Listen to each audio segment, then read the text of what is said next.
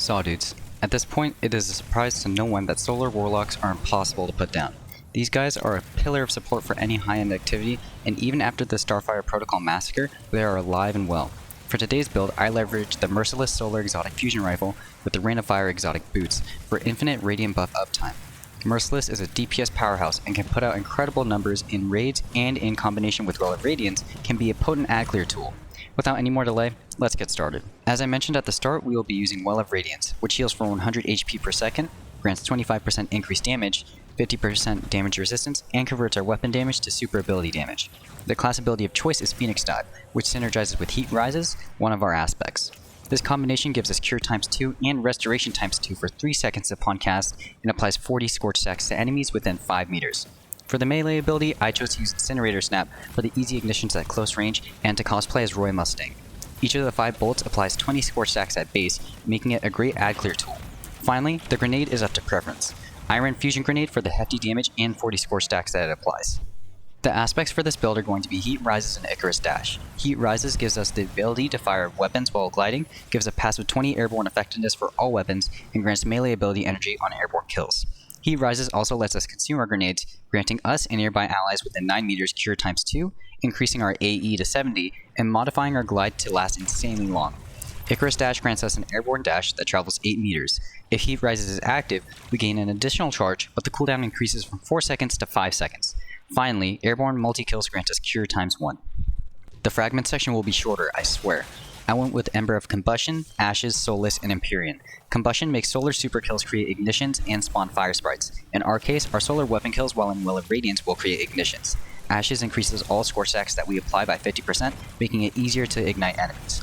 Soulless increases the duration of Restoration and Radiant by 50%, and finally, Ember of Empyrean extends Restoration and Radiant effects by 4 seconds on solar kills, capping out at 12 seconds. Okay, now it's armor time.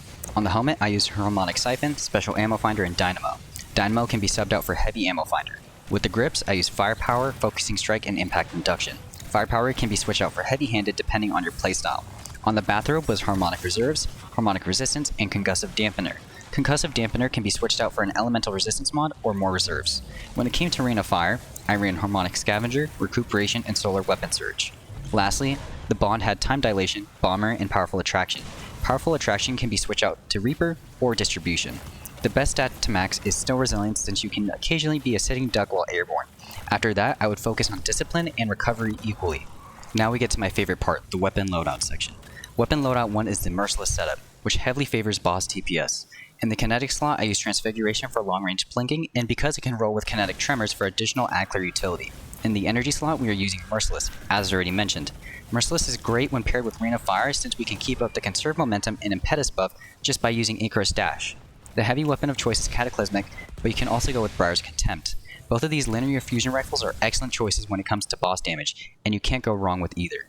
Weapon Loadout 2 is specialized in spreading Scorch as much as possible and subs out Merciless. In the Kinetic slot, we will be using Arbalest, which fits the conditions for Rain of Fire and allows us to become Radiant on kills, with the added benefit of being able to pop all shields in one shot. The Energy slot is occupied by Trustee, the Deepstone Crypt Scout Rifle.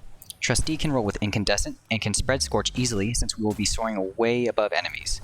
The Bray Inheritance Origin trait also refunds us ability energy each time we deal damage to enemies, which procs on Scorch ticks for insane regeneration.